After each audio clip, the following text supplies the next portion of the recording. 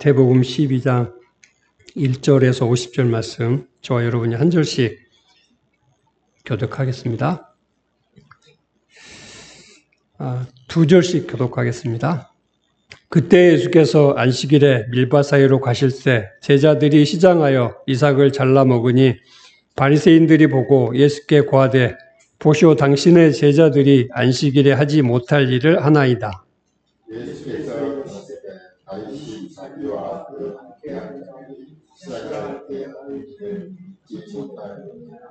그가 하나님의 제자들이라서 제사장들이 자기나 그 하나님의 자들이 넘지 못하는 절대성을 기하나이다. 또 안식일에 제사장들이 성전 안에서 안식일을 범하여도 죄가 없음을 너희가 율법에서 읽지 못하였느냐. 내가 너희에게 이르노니 성전보다 더 큰 이가 여기 있느니라. 나를 자기를 원하고 제사를 원치 아니하노라 하신 뜻을 너희가 알겠으면 무죄한 자를 죄로 죽이게 하지 아니하리라. 아니 그 자는 마치 시의 주인인가 하시니라. 거기를 떠나 저희 회당에 들어가시니 한편 손 마른 사람이 있는지라. 사람들이 예수를 송사하려 하여 물어 가로되 안식일에 병 고치는 것이 옳으니이까. 예수께서 가라사대 너희 중에 어느 사람이 양 한 마리가 안식일에 어떻게 말했으면 그 자를 대하겠느냐. 사람이 양보다 많은 것을 대하나 그러므로 안식일에 성함이 이에 그 사람에게 이르시되 손을 내밀라 하시니 저가 내밀매 다른 손과 같이 회복되어 성하더라. 바리새인들이 나가서 어떻게 하여 예수를 죽일고 의논하거늘 예수께서 아시고 거기를 떠나가시니 사람이 많이 쫓깁니다. 예수께서 저희를 가르치시고 자기를 나타내지 말라 하셨으니 이는 선지자 이사야로 말씀하신 바 보라 나의 택한 종 곧 내 마음에 기뻐하는 바 나의 사랑하는 자로다. 내가 내 성령을 줄 터이니 그가 심판을 이방에 알게 하리라. 그가 나타나지도 아니하며 들리지도 아니하니 아무 길에서 그 소리를 듣지 못하며 상한 갈대를 걷지 아니하며 거절하는 신들을 걷지 아니하기를 심판하여 이길 때까지 하니 또한 이방인들이 그 이름을 바라리라 함을 이루려 하심이니라.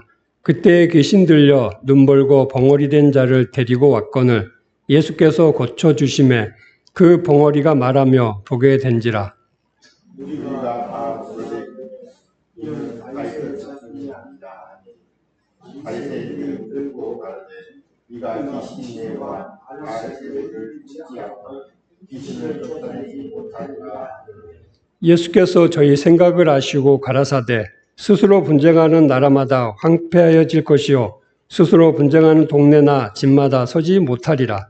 사단이 만일 사단을 쫓아내면 스스로 분쟁하는 것이니 그리하고야 저의 나라가 어떻게 서겠느냐. 또 네가 안색을 입어 귀신을 쫓아내며 너희 아이들을 물을 입어 쫓아내며 그러므로 너희가 너희 재판까지 되리라. 그러나 내가 하나님의 성령을 입어 귀신을 쫓아내는 것이며 하나님의 나라가 이미 너희에게 나있느니라. 사람이 먼저 강한 자를 결박하지 않고야 어떻게 그 강한 자의 집에 들어가 그 세간을 늑탈하겠느냐. 결박한 후에야 그 집을 늑탈하리라. 나와 함께 아니하는 자는 나를 반대하는 자요 나와 함께 모으지 아니하는 자는 해치는 자니라. 그러므로 내가 너희에게 이르노니 사람의 모든 죄와 이방은 사하심을 얻되 성령을 회개하는 것은 사하심을 얻지 못하겠고 또 누구든지 말로 인자를 거역하면 사하심을 얻되 누구든지 말로 성령을 거역하면 이 세상과 온 세상에서 사하심을 얻지 못하리라.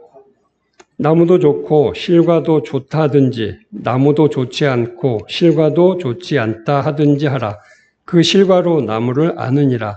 독사의 자식들아 너희는 악하니 어떻게 선한 말을 할 수 있느냐. 이는 마음에 가득한 것을 입으로 말함이라. 선한 사람은 그 사람에서 선한 것을 알고 악한 사람은 그 땅 앞에서 악하게 되느니라.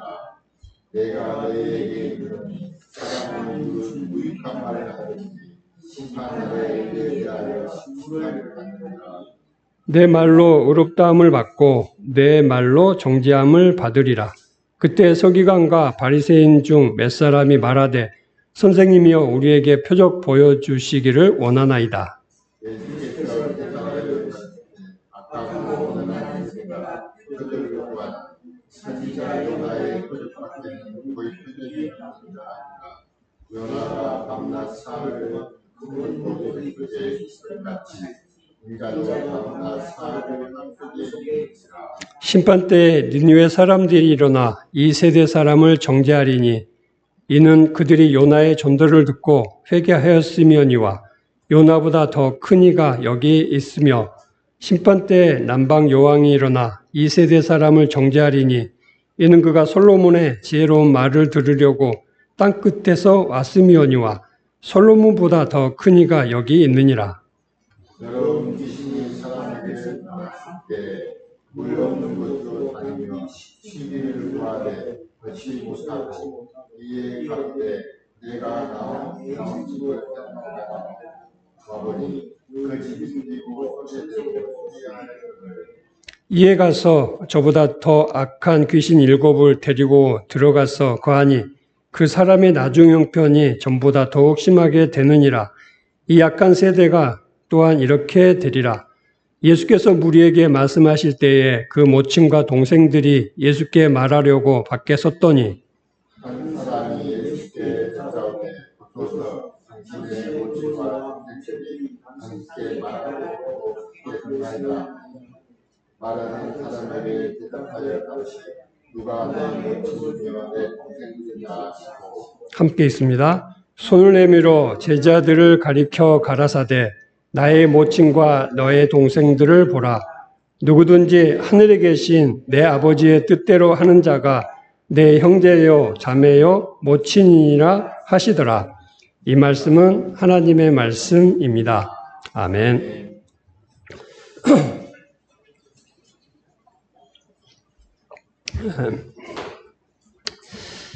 마태복음 10장 38절 39절 말씀에 보면 또 자기 십자가를 지고 나를 쫓지 아니하는 자도 내게 합당치 아니하니라. 자기 목숨을 얻는 자는 잃을 것이요 나를 위하여 자기 목숨을 잃는 자는 얻으리라. 이렇게 말씀하는데 아마 10장 전체의 어떤 주제와 같은 말씀입니다. 그리고 이제 16장에 가면 예수님께서 그의 사역이 십자가를 지는 것이다. 이렇게 말씀을 하시는데 이제 여기 10장 38절에서는 이 제자들이 자기 십자가를 지고 예수님을 쫓는 것이 제자의 삶이다. 이렇게 얘기를 하고 있는 것이죠. 그러니까 지금 10장은 선교 강화잖아요. 선교 강화.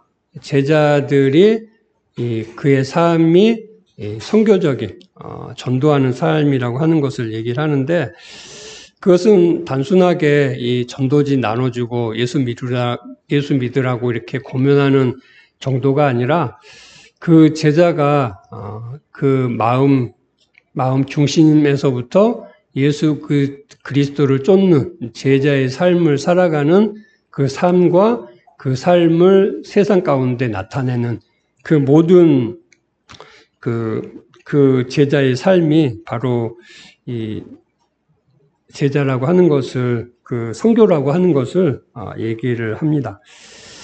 그래서 이 십자가를 지는 것이 뭔가 할 때 39절에 보면 자기 목숨을 얻는 자와 잃는 자 이 얘기를 하고 있는데 그러니까 자기 십자가를 지고 예수님을 쫓는 것은 뭐냐? 자기 목숨을 잃는 것이다. 이렇게 얘기를 할 수 있는 거죠. 십자가는 자기 목숨을 잃는 거예요. 여기서 목숨이라고 표현을 하고 있는데 이 목숨은 마태복음 그러니까는 10장 28절 말씀에 보면 몸은 죽여도 영혼은 능히 죽이지 못하는 자들을 두려워하지 말고 오직 몸과 영혼을 능히 지옥에 멸하시는 자를 두려워하라. 할 때 이 영혼에 해당되는 것이 39절의 목숨이에요.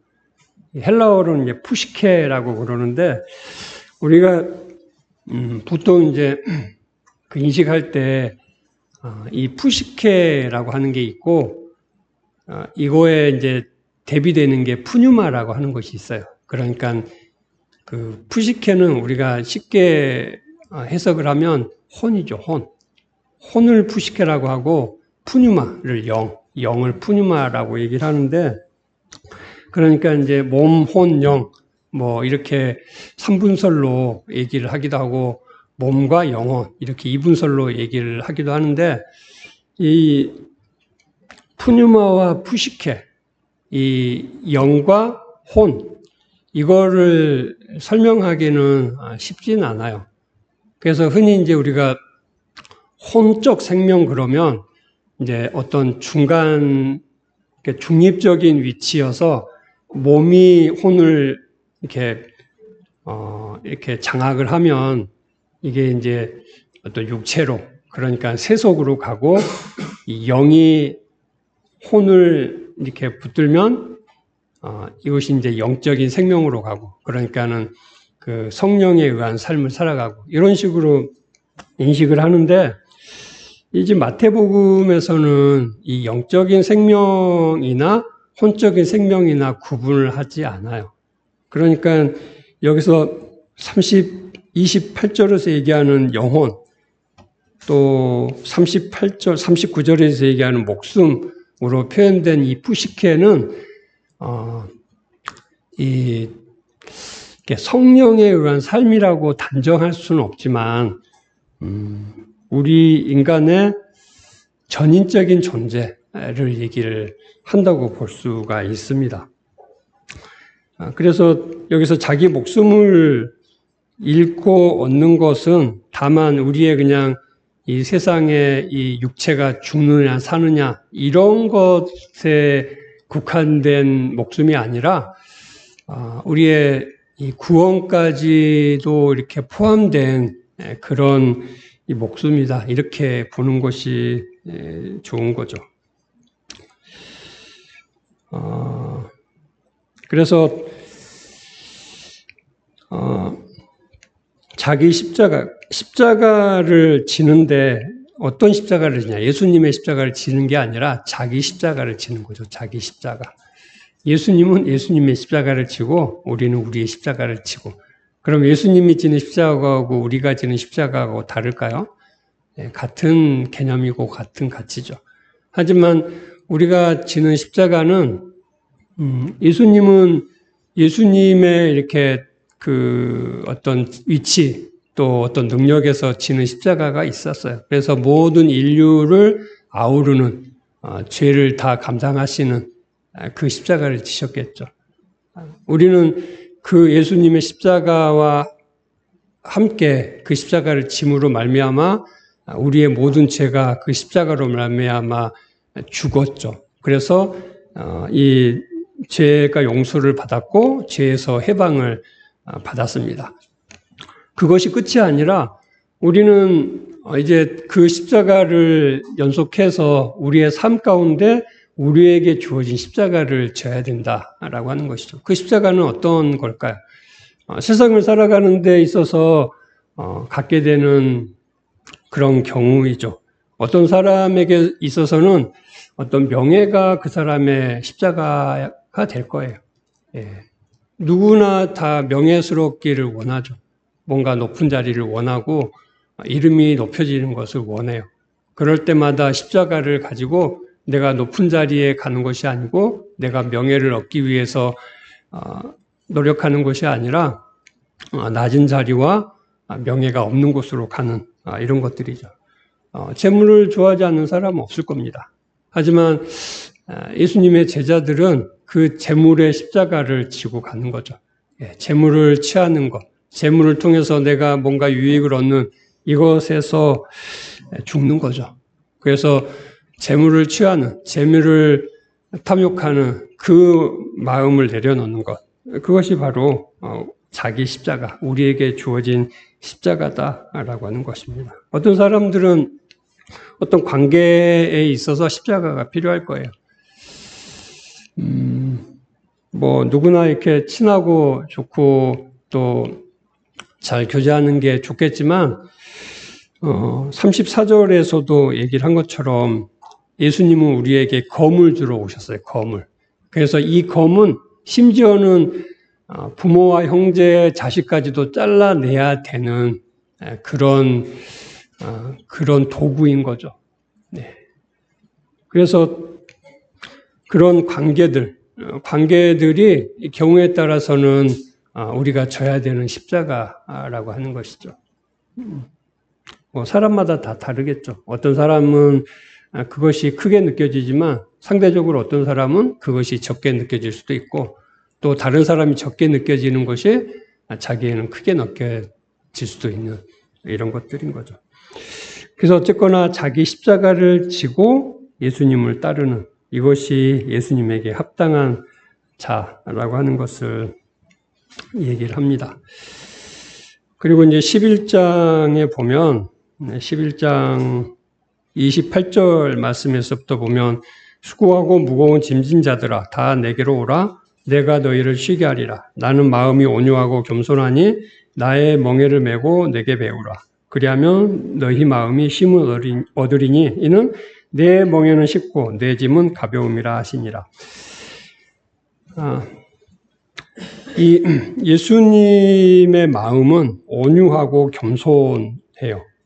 그러니까 예수님과 함께 멍에를 맸을 때 쉼을 얻을 수가 있는데 그 예수님의 마음이 온유하고 겸손하다라고 했을 때 이 온유는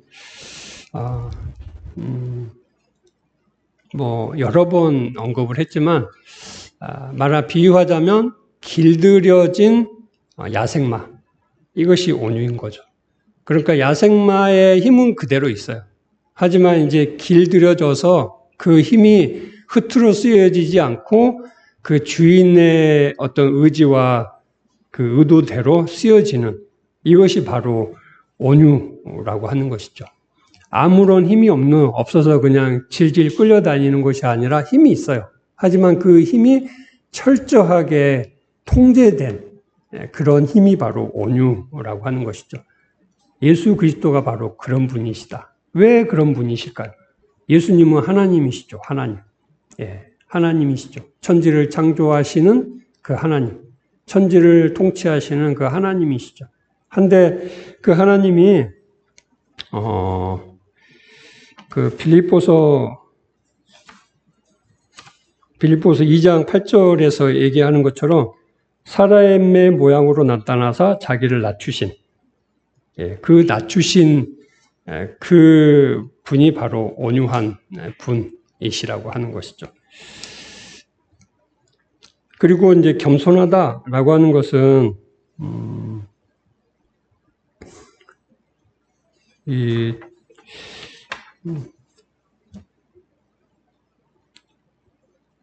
겸손이 바로 이제 그런 거죠. 그 수치, 비굴함 이런 의미, 수치스럽고 비굴함 이런 이제 의미인데 그리스 특히나 로마 사회에서는 수치스럽고 비굴한 것은 있을 수 없는 일인 거죠. 이 명예가 그 사회의 대표적인 어떤 가치였고 그 자부심이라고 하는 것이 그 사회를 지탱하는 하나의 거대한 힘이었어요. 그런데 그 사회에서 예수님은 수치스럽고 비굴한 존재로 거기에 살았죠. 그래서 이 수치스럽고 비굴하다라고 하는 것은 다른 사람에 의해서 다른 사람의 어떤 힘이나 의지에 의해서 끌려다니는 이것이 수치와 비굴함이잖아요. 자신의 것이 없이. 그러니까 예수님은 하나님에 의해서 철저하게 통제된 그런 존재이기도 했지만 다른 사람에 의해서 끌려다니는 그 수치와 비굴한 존재였다. 이렇게 되는 거죠. 그 가치가 뭐냐 할 때 그게 바로 십자가라고 하는 것이죠. 십자가. 우리가 이제 흔히 이제 겸손을 얘기할 때, 예전에 그랬잖아요. 그냥 상다리가 휘어지게 이렇게 차려놓은 건 변변치 않은데 많이 드십시오. 이렇게 합니다. 그것은 이제 겸손이라고 얘기를 하죠. 조금 부정적으로 얘기하면, 그래, 너 지금은 이제 그러는데, 너 두고 보자. 이런 마음. 이런 것들이, 그러니까 안에는 있는데 밖으로 표현하지 않는 이런 것들을 보통 겸손이라고 보통 얘기를 하는데, 예수님은 두고 보자. 랄지 차린 게 많은 이런 게 없어요. 아예 없어요. 아예. 태어나면서부터 그냥 천하게 태어났고, 그 삶 자체가 천하게 그냥 살으셨어요. 그러니까 예수님은 아주 극단이죠, 극단. 이 온유한, 그러니까 힘이 그냥 하나님의 힘을 가지고 있으시지만 반면에 인간 중에서도 가장 비천한 그런 존재이기도 한 이런 양극단에 있는 분이 예수님이라고 하는 것이죠. 그것이 우리에게 시사하는 바는 예수님은 모든 인류, 어느 한 사람도 빠짐없이 그 예수님의 모습 안에 있다라고 하는 것이죠. 그리고 그 예수님은 그 모든 사람을 아우러서 죽으셨다라고 하는 것이고, 그 모든 사람을 아우러서 부활하셨다, 새 생명을 주셨다라고 하는 것이죠. 우리 자신이 그 예수님의 그 긍휼과 그 사랑에서 제외되지 않아요. 우리 자신뿐만 아니라 그 누구도 제외되지 않죠. 모든 인류, 어느 한 사람도 예외 없이 예수님은 다 포함해서 십자가에 죽으셨고 또 부활하셨다라고 하는 그 사실입니다. 그 진리 가운데에서 우리가 쉼을 얻는 것이죠. 나는 마음이 온유하고 겸손하니 나의 멍에를 메고 내게 배우라. 예수님의 멍에. 이 멍에는 이 노련한 소와 이제 이제 철없는, 그러니까 힘만 세고 이렇게 어떻게 할지 모르는 선방지축인 그런 소를 한 쌍으로 이렇게 묶어서 가요. 그래서 그 노련한 소가 모든 것들을 하죠. 옆에 있는 그 망나니 소는 그냥 힘만 쓰면 되는 거죠. 가야 될 방향과 해야 될 일들은 노련한 소가 다 하는 거예요. 그와 같이 예수님이 천방지축이고 이 망나니 같은 우리를 붙들고 어디로 가야 할지, 어떻게 해야 할지 하는 그 모든 방향과 방법이 되셔서 우리를 이끌어 가는 것이죠.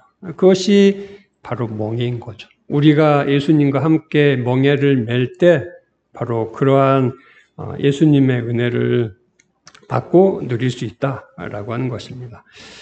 그런데 이것을 멍에를 메고 배워야 하는 거죠. 이 배우는 것에 대해서 두 가지가 있어요. 전통적인 방식의 배움이 있고 또 하나는 도제식의 배움이 있어요. 도제식의 배움. 우리가 학교에서 보통 공부하는 배움은 전통적인 방식인 거죠. 그래서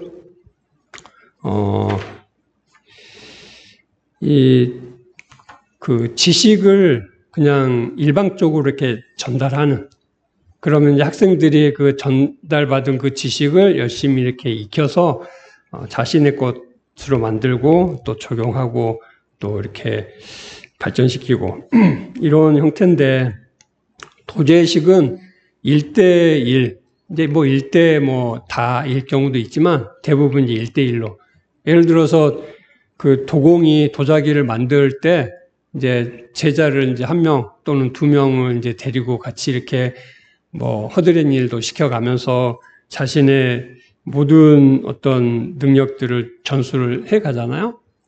도자기뿐만 아니라 많은 경우에 그렇게 하는데, 우리가 예수님에게 배우는 방식이 바로 그런 것이다라고 하는 거죠.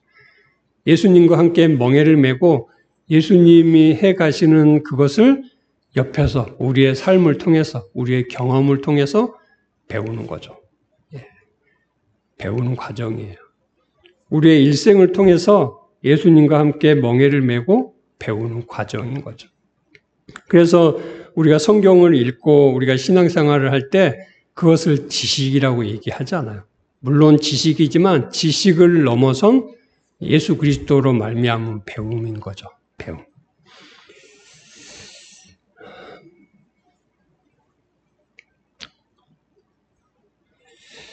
이렇게 이제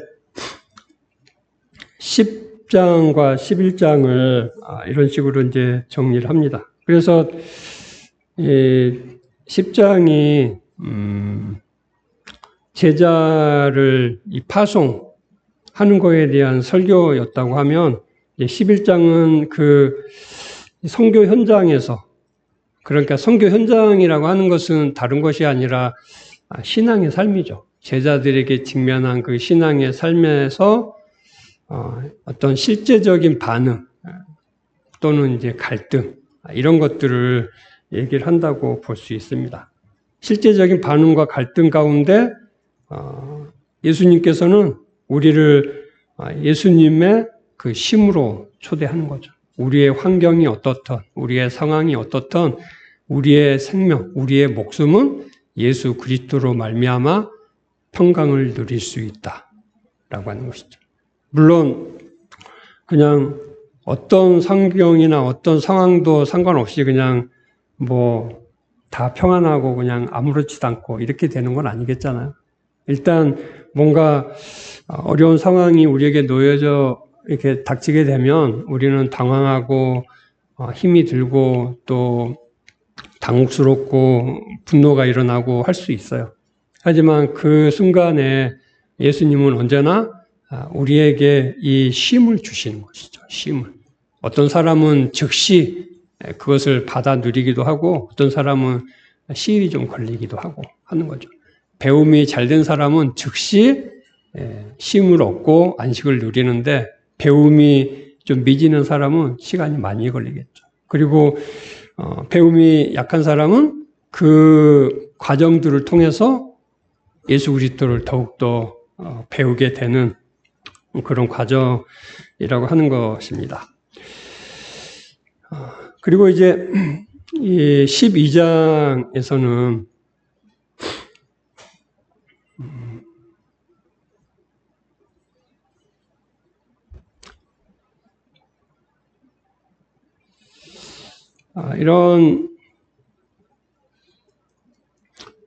이런 것이 이제 실제적인 삶에서 어떻게 나타나는지 하는 이제 실제를 보여주고 있는데, 우선 1절에서부터 이제 나타나는 것이 안식일 논쟁이잖아요. 안식일 논쟁. 그래서 안식이라고 하는 것이 뭔가라고 하는 거죠. 예수님이 쉼을 주는데 쉼이라고 하는 것이 안식이잖아요. 그리고 이 율법에서 대표적인 것이 안식이잖아요. 안식. 이 10계명이 있는데 1부터 3계명이 하나님에 대한 계명이라고 하면 5계명부터 10계명까지가 이웃에 대한 계명이에요. 가운데 4계명이 안식일에 관한 계명인 거죠.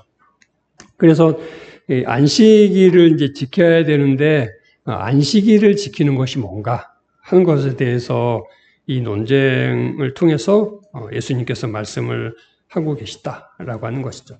이 안식일은 형식적으로 정형화해서 지키는 것이 아니라 안식일 정신을 누려야 된다라고 하는 것이죠. 안식의 정신을 누려야 된다. 그럼 안식의 정신이 뭔가?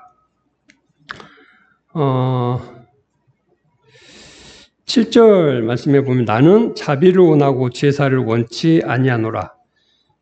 이 말씀은 이미 9장 13절에서 인용한 바가 있어요. 9장 13절에서는 내가 긍휼을 원하고 제사를 원치 아니하노라. 여기서는 이제 내가 자비를 원하고 제사를 원치 아니하노라. 긍휼이나 자비나 같은 말이죠. 내가 자비를 원하고 제사를 원치 아니하노라 할 때 이 안식의 어떤 안식의 정신, 안식일의 정신은 뭔가 했을 때 자비라고 하는 거죠. 자비. 이 자비라고 하는 이 말은 헬라어로 엘레오스라고 하는 말인데 이 엘레오스하고 연관이 되는 말이 엘레에모시네라고 하는 이 단어가 있어요. 이 엘레에모시네는 마태복음 5장 그 산상수훈을 할 때 디카이오시네, 즉 의라고 하는 것과 대비돼서 말씀을 많이 드렸어요. 이 산상수훈에서 산상수훈은 뭐라고 그랬죠? 예수님의 정체성에 대해서 얘기를 한다고 그랬잖아. 예수님의 정체성. 예수님의 정체성이 뭐죠? 의와 긍휼이라고 말씀을 드렸어요. 의와 긍휼. 의는 디카이오시네, 긍휼은 엘레모시네. 이게 히브리어는 체다카라고 하는 한 단어인데 이것이 이제 의와 긍휼이라고 하는 헬라어에서는 두 개로 나눠진다. 이렇게 말씀을 드린 적이 있는데 물론 뭐 기억을 별로 안 하시겠지만 의와 긍휼이라고 하는 것은 동전의 양면 같은 것이다. 이렇게 말씀을 드린 적이 있어요. 근데 오늘 이 자비, 엘레오스라고 하는 것과 이 엘레모시네라고 하는 것도 이것은 뭐 동전의 양면이라고 표현할 수도 있지만 뿌리와 열매로 표현하는 게 더 좋을 것 같아요. 이 엘레오스라고 하는 것은 이 하나님의 자비, 그러니까 정신이요, 정신. 이게 사람에 대한 긍휼의 마음, 이것이 엘레오스라고 그러면 엘레모시네는 어떤 거냐면 그 긍휼한 마음이 표현되는 거죠. 표현. 그러니까 이 자비라고 얘기했을 때 그 안에는 엘레오스와 엘레모시네가 같이 이렇게 있어야 되는 거죠. 그런데 대부분 한쪽만 있는 경우가 많아요. 엘레오스와 이거를 우리말로 이렇게 하면 좋은데 그렇게 다 두 개 다 그냥 자비 또는 긍휼 이렇게 표현이 되니까 제가 예전에 얼마 전에 최군사님한테 뭔 얘기를 하다가 제가 뭐 히브리어 헬라어 단어를 이렇게 잘 안 씁니다. 이렇게 했는데 오늘 엄청 쓰네. 어쨌거나 뭐 히브리어 헬라어 단어를 쓰는 것이 중요한 게 문제가 아니라 우리가 이제 잘 인식하는 것이 중요한 거니까 만약에 정신, 그 엘레오스가 없이 엘레모시네, 그 긍휼을 베풀면 그것이 어떤 형태일까요? 우리 마음에는 이 긍휼에 대한 마음이 없어. 하지만 긍휼을 베풀어. 그런 경우 많이 있잖아요.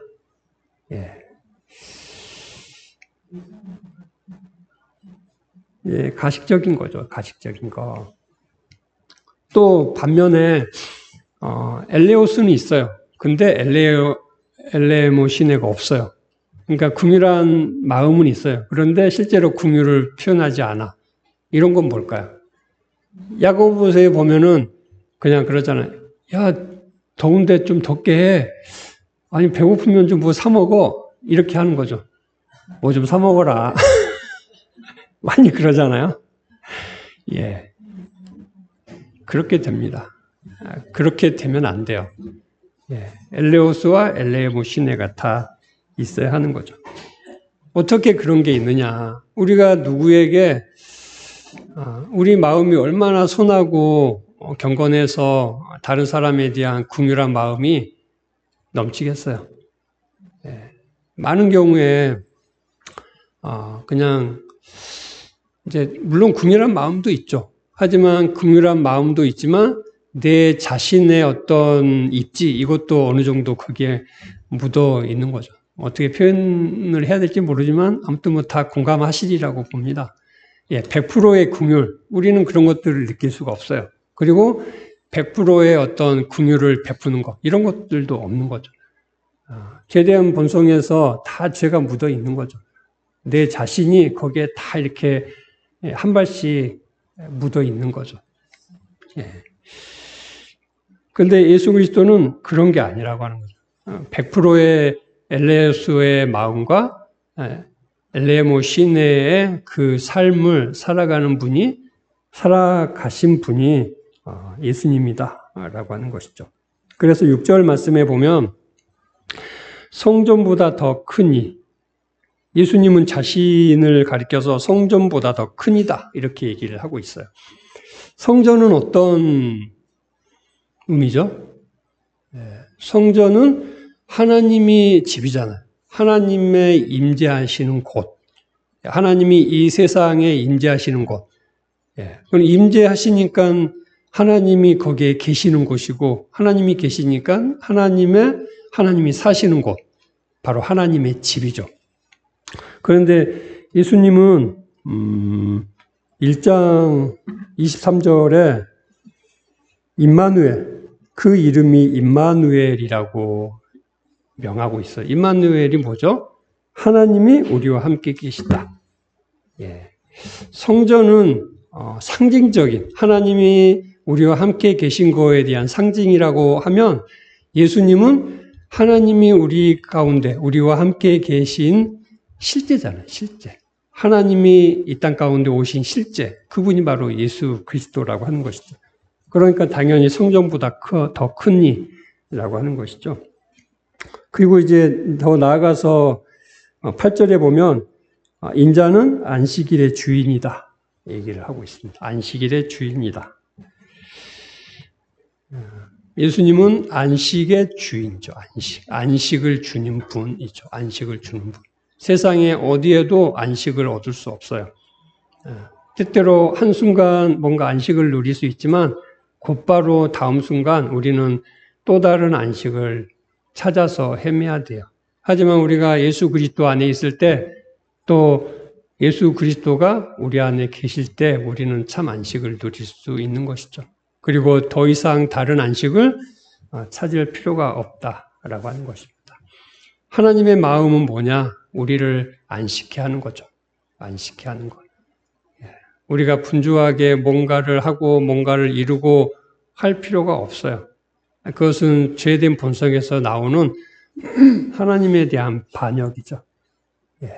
우리가 뭔가 성취를 하면 성취를 해야 되는 인생인 게 아니라, 하나님이 우리에게 우리를 계획하시고 목적하신 그 삶을 한 걸음 한 걸음 예수 그리스도와 멍에를 메고 예수 그리스도를 배워가면서 한 걸음씩 한 걸음씩 나아가면, 그것이 바로 예수 그리스도에서 안식을 누리는 참 평안의 삶이다 라고 하는 것을 얘기를 합니다.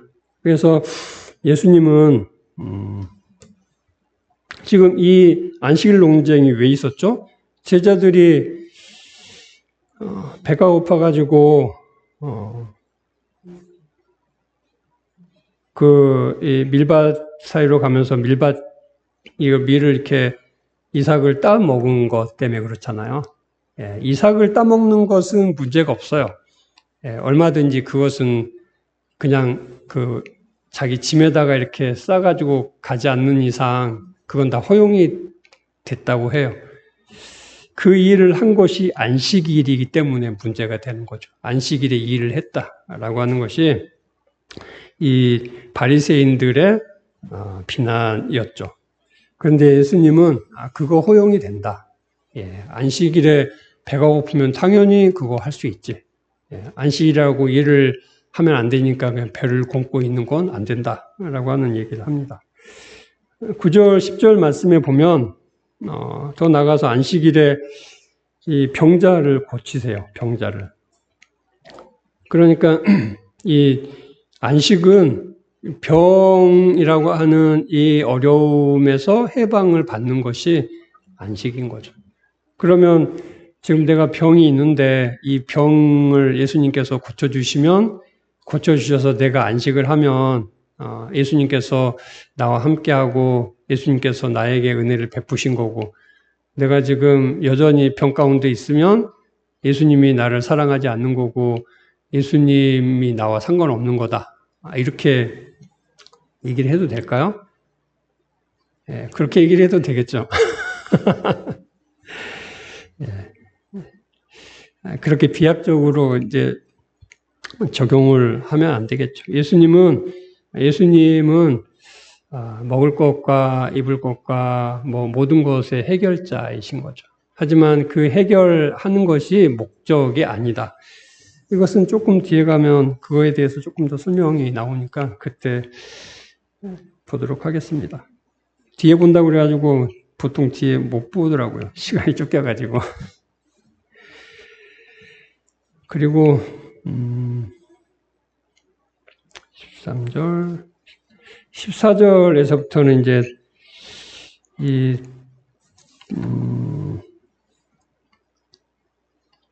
이제 바리새인들이 드디어 예수님을 죽일 이제 계략을 취했다 이렇게 얘기를 하면서 17절 말씀에서부터 이 이사야서 42장 말씀을 인용한 그 말씀이 나옵니다. 이제 이사야서 42장 이 말씀은 흔히 이제 우리가 종의 노래라고 표현이 되는 그 말씀인데 이 내용을 조금 살펴보는 것이 필요할 것 같아요.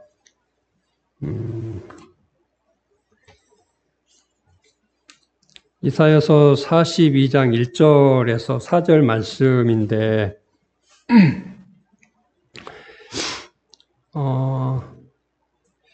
여기 보면 이제 표현들이 약간 틀리거든요.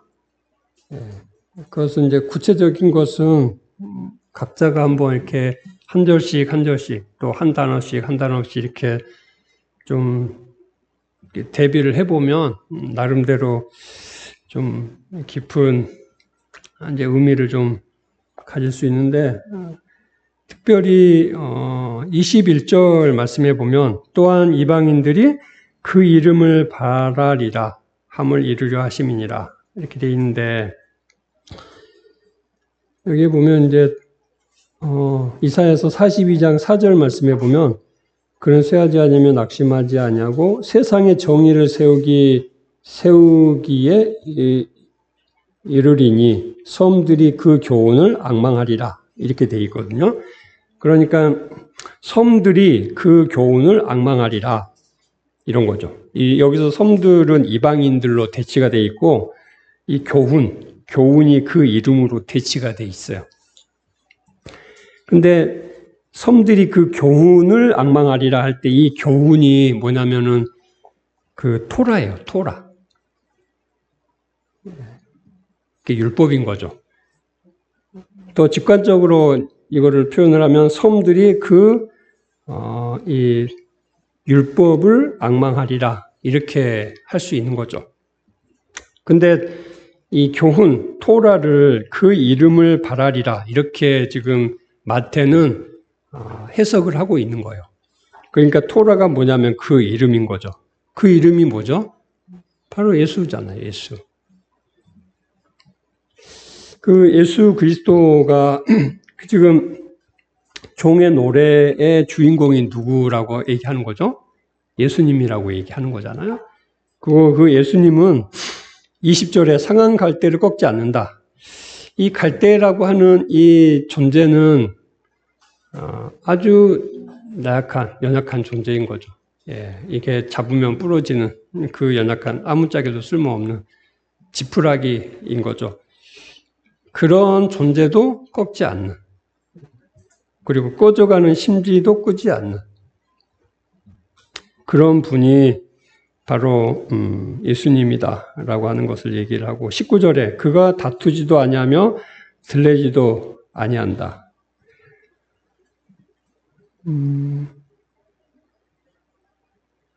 이 다투지도 않고 들레지도 않는다라고 하는 것은 그 2절 이사야서 42장 2절에 보면 그는 외치지 아니하며 목소리를 높이지 아니하며 그 소리를 거리에 들리게 하지 아니한다. 이렇게 돼 있는데, 그러니까 자기 주장이 없다라고 하는 거죠. 자기 주장이 없다. 그러면 어떻게 살아갈까요? 하나님의 의지대로, 하나님의 뜻대로 살아가는 거죠. 그것이 이제 49절, 50절에 보면 누구든지 하늘에 계신 내 아버지의 뜻대로 하는 자가 내 형제요 자매요 모친이다 할 때 그 아버지의 뜻, 여기에 해당이 됩니다. 예수 그리스도는 자기의 뜻이 아닌 온전히 100% 아버지 하나님의 뜻대로 살아가는 그런 존재인 거죠. 그러면 이 말이라고 하는 것이 참 무서운 것 같아요. 앞에서도 이제 우리가 어떤 어려움이 있을 때, 이게 8장이 있었나?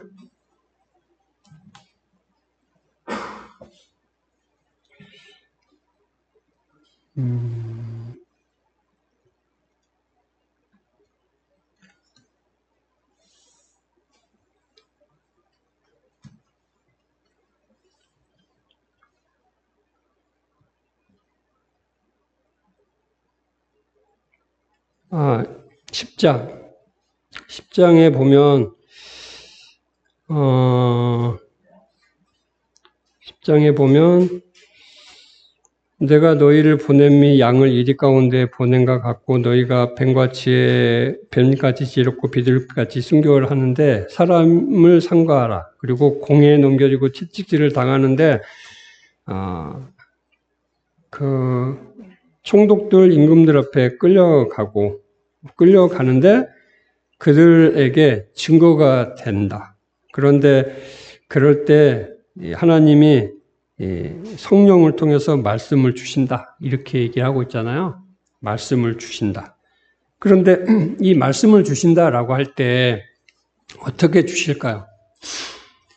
그냥 내 속에서 그래 그러면 그러고 너는 그래 그러면 너는 해서 그냥 이렇게 말을 이렇게 하는 대로 이렇게 내가 내뱉는 그런 말을 주실까요? 간혹 보면 제 아내는 이제 어떤 사람에게 어떻게 얘기하라고 나한테 말을 넣어주는 경우가 있어요. 그럴 때마다 참 어이가 없거든요. 내가 말을 못하는 사람도 아니고, 나도 생각이 있고, 그런, 어떤 눈치가 있고, 이렇게 하는데, 이렇게 해라, 저렇게 해라, 이렇게 말해라, 저렇게 말해라, 이렇게 하는 거예요. 그러면, 너나 잘해. 이런 마음이 많이 드는데, 그런 걸까요? 그런 거? 그런 게 아니라, 성령은 그냥 가만히 있다가 이제 그런 어떤 극한 상황에서 어떤 말을 이렇게 주는 그런 그림이 아니고, 실제 우리의 이제 일상의 삶에서 성령은 우리 말이라고 하는 것은 뭐죠? 그 마음이잖아요, 마음. 그 마음에서 말이 나오잖아요. 경우에 따라 마음이 없는 것이 말로 나오는 경우도 있지만 그것은 마음을 왜곡을 해서 내게 뭔가 유익을 얻으려고 이제 마음을 이렇게 비틀어서 하는 말인 경우도 있지만 어쨌거나 비틀었든 바르든 마음에서 나오는 것이 말이잖아요. 그 마음을 붙들고 있는 것이 뭐냐 할 때 성령인 거죠, 성령. 그래서 어떤 위기의 상황, 이럴 때 그때 무슨 말을 해야 될지 성령께서 마음에 어떤 결단을 주시고 그 결단에 따라서 말을 할 수 있게 하신다. 이제 이렇게 되는 거죠. 그런데 지금 이 19절에 다투지도 않고 들레지도 않는다. 예수님은 그 어떤 환경에 대해서 억울한 거에 대해서 말할 수 있고 뭔가 의견을 제시할 수 있어요. 그런 것을 안 한다는 거죠. 그 말을 둘레고 다투는 그 말이 뭐냐 할 때 그 예수님의 생각인 거죠. 생각. 그런데 그 생각으로 살지 않고 그 생각으로 말하지 않고 하나님이 주시는 것으로 말하고 생각한다 라고 하는 그 얘기인 것이죠. 예수님이 바로 그런 존재라고 하는 것입니다. 왜 그렇게 할 수 있느냐? 18절의 말씀을 보면 나의 택한 종, 곧 내 마음에 기뻐하는 바, 나의 사랑하는 자로다. 내가 내 성령을 줄 터이니. 성령이 그에게 임했기 때문에 그렇게 되는 거죠. 성령이 그에게 임했기 때문에. 성령으로 살아가기 때문에 그렇게 할 수 있는 것이죠. 우리도 마찬가지거든요. 우리도 이미 예수 그리스도로 말미암아 성령이 우리 안에 오셨고 성령으로 살아가는 존재예요. 그러니까 당연히 예수님과 같이 둘레지도 않고 다투지도 않는 그런 삶을 살아가야 하고 또 그런 삶을 살아갈 수 있는 존재라고 하는 것이죠. 그런데 현재 우리가 그런 삶을 살고 있나요? 예, 물론 살고 있죠. 경우에 따라서 못 살기도 하지만 우리는 그런 삶을 살고 있어요. 예, 그런 삶을 못 사는 그 과정은 예수님에게 배우는 과정이죠.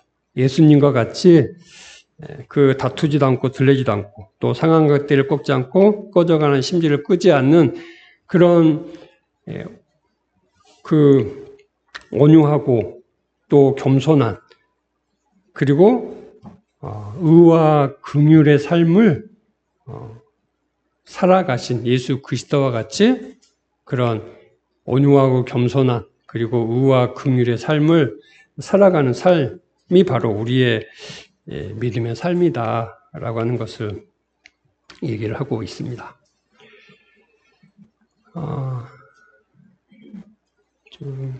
조금 빠르게 그냥 보겠습니다. 그 다음에 22절 말씀에서부터는 이 바알세불에 대해서 바알세불 논쟁이라고 보통 얘기를 합니다. 바알세불 논쟁. 이 논쟁을 왜 하느냐. 지금 예수님께서 이런 일들을 하셨을 때 이제 이 바리새인들 그 유대의 지도자들이 봤을 때 예수님은 적합하지 않아요. 왜냐하면 이 유대 지도자들에 있어서 가장 중심에 있는 것이 뭐냐면 안식일을 지키는 거잖아요. 안식일을 지키는 것. 안식일을 지키는 것이고 이제 그것에 관련된 이제 이런 일들을 하는 것들, 구제, 기도, 금식 뭐 이런 것들로 표현되는 이제 경건의 삶을 살아가는 이런 것들인데 이제 예수님이 병자들을 고치는 건 좋죠. 좋은데 그 평일에 그냥 고쳐도 돼요. 그렇잖아요. 예를 들어서 38년 된 병자가 저기 요한복음에 보면 나오는데 38년 동안 병자로 살았어요. 그 38년을 기다렸는데 굳이 그 사람을 안식일 날 고칠 이유가 없어요. 그렇잖아요. 안식일 날 피해서 그냥 평일에 고치면 되는데 굳이 예수님께서 안식일에 그 38년 병자를 고친 거죠. 왜 고쳤을까요? 왜 안식일에? 이런 거죠. 안식일의 참 의미가 무엇인지, 그리고 안식일의 주인이 누구인지 분명하게 교훈을 주시기 위해서 예수님은 굳이 안식일 날 그 유대의 많은 지도자들과 대치되면서까지 그 일들을 한 거죠. 그러니까 이런 이제 그 반응이 나오는 거잖아요. 이 유대 지도자들이 예수님을 가리켜서 바알세불을 힘입어서 이 일을 하고 있다. 이렇게 얘기를 하는 거죠. 왜 이렇게 평가가 나올까요? 안식일을 지키지 않은 것 때문에 그렇죠. 하나님에게서부터 왔고 하나님의 백성이라고 하면 당연히 안식일을 지켜야 되는 거죠. 어떤 문제가, 어떤 상황이 전개된다 할지라도 안식일을 지켜야 되는 거죠. 그런데 안식일을 지키지 않아요. 자신들은 안식일을 지켜요. 그러니까 자신들은 안식일을 지키기 때문에 하나님 편이고 안식일을 지키지 않는 예수님은 사단 편이라고 얘기를 하고 있는 것이죠. 이런 구분이 어떻게 생겼죠? 지금 이 바리새인들이 가지고 있는 기준이에요. 바리새인들이 가지고 있는 기준. 어떤 기준이냐면 안식일과 안식일을 지키는 거에 대한 기준. 안식일을 어떻게 지키냐? 형식을 만들어서 형식 안에 넣으면 그것이 안식일을 지키는 거예요. 어떤 마음이 있었던 상관없이 형식적으로 그 안식일을 지키면 그것이 안식일을 지키는 거라고 하는 것이죠. 그런데 앞에서 예수님은 안식일을 지키는 게 뭐냐 할 때 안식일은 자비를 베푸는 것. 이것이 안식일이라고 하는 거죠. 자비를 베푸는 것. 자비를 베푸는 것이 왜 안식일일까요? 최초에 자비를 베푸는 존재가 누구죠? 하나님이시잖아, 하나님. 죄인들에게 자비를 베푸셨어요. 죄인들은, 그러니까 죄에 대해서 벌을 받아야 되고, 재앙을 당해야 되는 존재들이에요. 그러니까 그들은 쉼이라고 하는 것이 있을 수가 없죠. 안식이라고 하는 것이 있을 수가 없잖아요. 그런 사람들에게 하나님이 안식을 베풀어 주셨어요. 그것이 자비인 거죠. 그런데 이 바리새인들은 그런 하나님의 마음, 자비의 마음을 깡그리 무시하고 이 형식, 그 날을 지키는 것을 이 안식일을 지키는 것으로 규정을 해버렸어요. 마음은 없애버리고 형식만 지키고 있는 것이죠. 그러니까 자신들이 만들어 놓은 그 형식, 자신들이 만들어 놓은 그 형식이 율법이잖아요. 하나님이 주신 율법이 있는데 그들이 그 율법을 가지고 규정을 만들었어요. 그것은 하나님이 주신 율법이 아닌 거죠. 자신들이 만들어 놓은 그 율법의 굴레로 자신들이 그 굴레를 씌운 거죠. 그러니까는 예수님이 멍에를 제시했을 때 그것은 예수님의 멍에가 있는 거고 율법의 멍에가 있는 거죠. 하나님이 모세에게 주신 그 율법은 예수님의 이 멍에에 이 연관이 될 거예요. 하지만 이 바리새인들은 그 율법의 멍에가 아니라 자신들이 만들어 놓은 규정, 그것으로 또 다른 율법을 만들었다고 하는 것이죠. 그것으로 평가를 했을 때 예수님은 사단의 편에 속한 그런 존재가 될 수밖에 없었던 거죠. 그래서 28절 말씀에 보면 내가 하나님의 성령을 힘입어 귀신을 쫓아내는 것이면 하나님의 나라가 이미 너희에게 임하였느니라. 예수님은 이 성령이 그에게 임했고 이제 이런 기적을 행하시는 것이 성령의 능력으로 말미암아 그 일들을 행하고 있는 거예요. 그것이 뭘 증거하느냐? 이 땅 가운데 하나님의 나라가 임한 것을 증거한다. 이런 것이죠.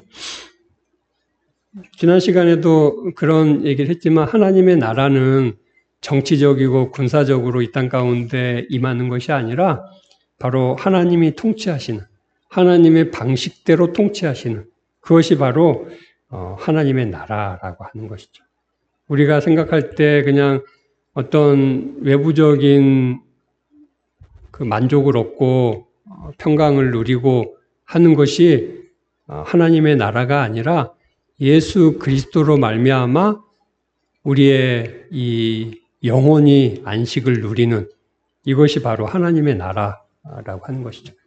마음이 괴로우면 그것이 하나님의 나라가 아닌 것이 아니고 환경이 불우하면 그것이 하나님의 나라가 아닌 것이 아니라 예수 그리스도가 계시고 예수 그리스도가 통치하면 그것이 바로 하나님의 나라라고 하는 것이죠.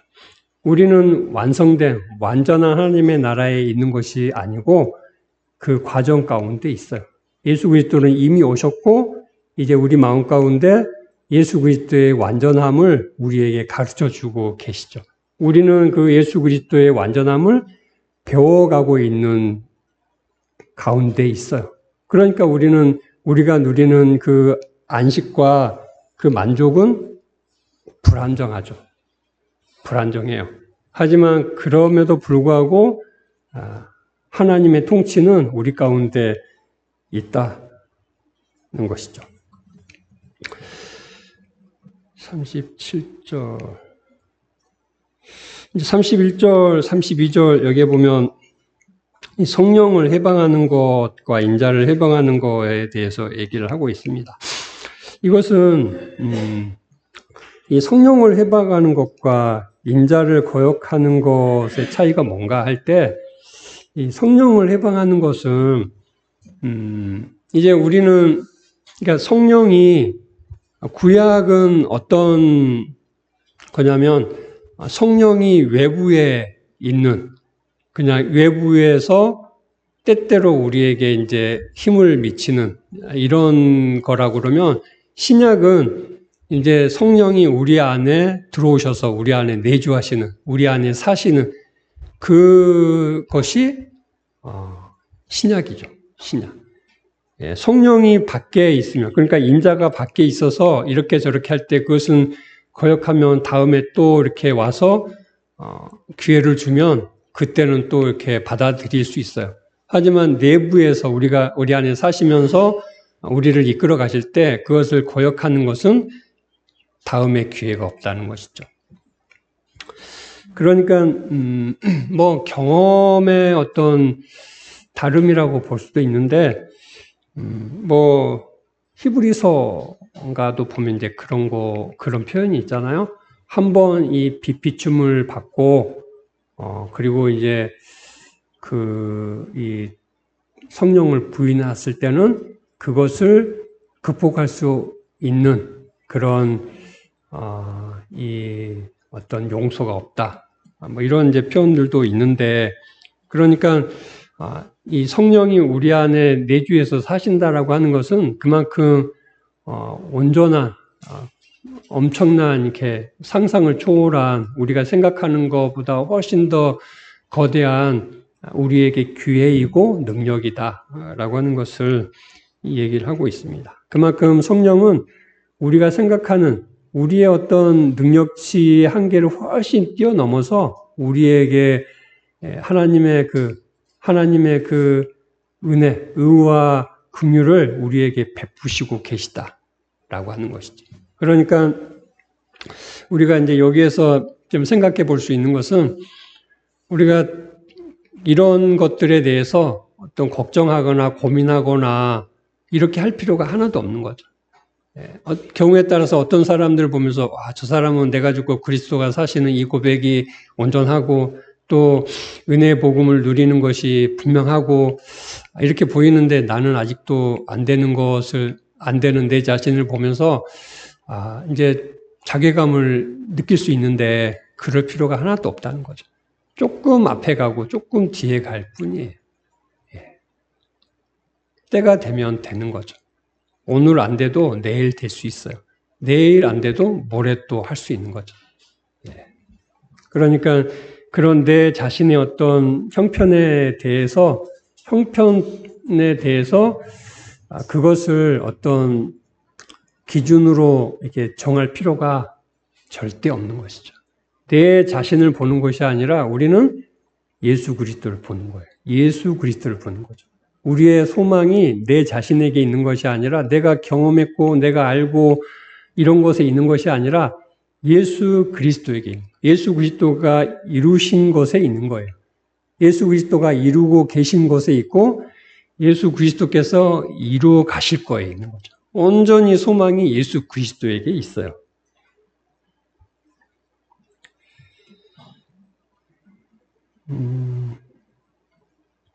38절, 45절 말씀에 보면 이 표적 얘기를 합니다. 이 표적을 구할 때 예수님은 요나의 표적밖에 없다. 이렇게 하면서 이 예수님은 요나보다 더 큰이고 이 솔로몬보다 더 큰이다. 이렇게 얘기를 합니다. 그러니까 이 12장을 통해서 예수님은 성전보다 더 큰이시고 요나보다 더 큰이시고 솔로몬보다 더 큰이시다. 이렇게 얘기를 하는 거죠. 요한복음의 어떤 그 핵심 주제 중에 하나가 이제 표적이잖아요. 표적. 이 표적인데 그러면 이 표적하고 기적하고 이렇게 있어요. 표적과 기적이 있는데 표적하고 기적이 뭐가 틀린가? 이렇게 이제 질문할 수가 있거든요. 앞에 보면은 예를 들어서 여기 9절, 10절에도 이제 예수님께서 한편 손 마른 사람을 고쳐주시는데 이런 것을 뭐라고 그러죠? 기적이라고 그러잖아요. 기적. 이걸 표적이라고 얘기를 하지 않아요. 여기서 이제 예수님께서 보일 표적은 요나의 표적. 즉, 사흘 동안 이렇게 뱃속에 갔다가 이렇게 하는. 그러니까 예수님께서 십자가에 못 박혀 죽으시고 사흘 만에 부활하시는 이것이 예수님의 표적이다. 이 마태복음에서는 표적은 다른 건 없어요. 그것이 표적이다. 이렇게 얘기하는데 요한은 그런 게 아니라 표적이 7개나 있잖아요. 거기서 얘기하는 이 표적은 뭘까요? 이 기적을 통해서는 예수님은 예수님의 정체성이 의와 긍휼이라고 하면 예수님이 하나님의 능력이시다라고, 하나님의 능력을 힘입은 존재다. 하나님의 능력으로 이 땅 가운데 살아간다. 예수님이 이 구원자, 메시아다라고 하는 것에 대한 증거, 이것이 바로 기적인 거죠. 기적. 기적은 보통 사람, 세상에 일어나지 않는 것을 이 자연 이치를 거스르는 어떤 힘, 능력인데 그거 능력은 누가 갖고 있느냐? 하나님만 갖고 있는 거죠. 그래서 하나님이 보내신 자라고 하는 것에 대한 증거, 이것이 바로 기적이라고 하는 것이죠. 반면에 이제 표적은 이제 뭐 기적 이런 맥락에서 보면 표적이나 기적이나 다르진 않는데 이제 표적은 뭐냐면 예수님이 이제 그 메시아라고 하는 이거 증거 이것이 바로 이 표적이라고 하는 것이죠. 표적. 아까 이제 기적을 얘기하면서 이 얘기를 했는데 이게 기적의 어떤 그 연장선에 보면 표적이라고 하는 이 가치, 예수님이 구원자라고 하는 메시아라고 하는 것에 대한 증거이기도 하지만 더 분명한 것은 표적으로 나타나는 것이죠. 그래서 예수님이 죽고 부활하시는, 죄에 대해서 죽고 의에 대해서 사는 이것이 바로 이 표적이다라고 하는 것을 얘기를 하고 있습니다. 그래서 이렇게 됐고 여기 46절 말씀 이해해 보면 이제 예수님의 가족 얘기를 합니다. 누가 예수님의 가족이죠? 아버지의 뜻대로 하는 사람이 예수님의 가족인 거죠.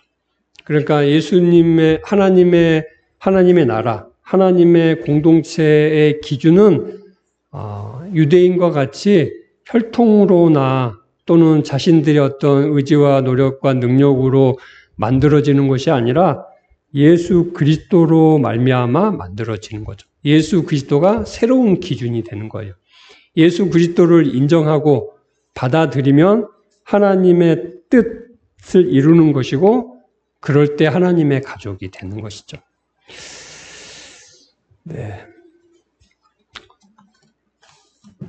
좀 뭐 그냥 바쁘게 진도를 마치느라고 이렇게 왔는데 이 12장을 통해서 예수님은 자신이 성전보다 더 큰 이, 그리고 요나보다 더 큰 이, 그리고 솔로몬보다 더 큰 이라고 한 얘기를 하면서 그 제자들이 어떻게 살아가야 하는가 할 때 예수님은 바로 그 제자들이 살아가는 삶의 기준이 되는데 문제는 그 삶의 기준만 되는 것이 아니라 그 삶을 제시하고 그 삶을 이끌어가는 존재라고 하는 것을 우리에게 얘기를 해주고 있습니다. 우리는 성령을 통해서 예수 그리스도의 삶, 예수 그리스도의 그 삶을 한 걸음 한 걸음 밟게 되는 그런 삶을 살아가게 되는 것이죠. 때때로 우리가 이 말씀을 통해서 우리가 지금 걸어가고 있는 삶이 어떤 삶인가, 또 우리가 걸어가야 하는 삶이 어떤 삶인가 하는 것들을 하나님은 이 말씀을 통해서 아주 세밀하게 우리에게 알려주시는 것이죠. 그러니까 이 말씀을 통해서 더욱더 예수 그리스도가 누구시고 어떠한 일을 하셨고 우리가 또 우리에게 어떠한 존재인지 더욱더 깊이 알아가는 저와 여러분이 되기를 바랍니다. 함께 기도하겠습니다. 네, 사랑하는 주님 감사합니다. 오늘 이 말씀을 통하여서 예수님이 이 성전보다 더 큰 일, 그리고 성전의 주인이신 분, 그리고 이 십자가를 통하여서 죽음과 또 부활이 되신 분이라고 하는 것을 우리에게 분명히 알려주셨습니다. 이제 예수 그리스도가 우리 밖에서 때때로 우리에게 우리의 삶을 이끌어 가시는 분이 아니라 우리의 생명이 되셔서 우리 안에 거하시며 우리의 생명으로 살아나는 그런 존재라고 하는 것을 우리가 또 깨닫게 되었습니다. 주님, 우리가 우리의 육체의 본성으로 살아갈 때마다 그것이 우리의 정체성이 아니라 바로 예수 그리스도의 생명이 우리의 정체성이며 그 생명을 자라게 해서 열매 맺는 것이 우리의 신앙의 삶이라고 하는 것을 더욱더 분명히 깨닫고 또 고백하는 우리의 믿음의 삶이 될 수 있도록 주님 역사해 주시기를 간절히 소망합니다. 예수님의 이름으로 함께 기도드렸습니다. 아멘.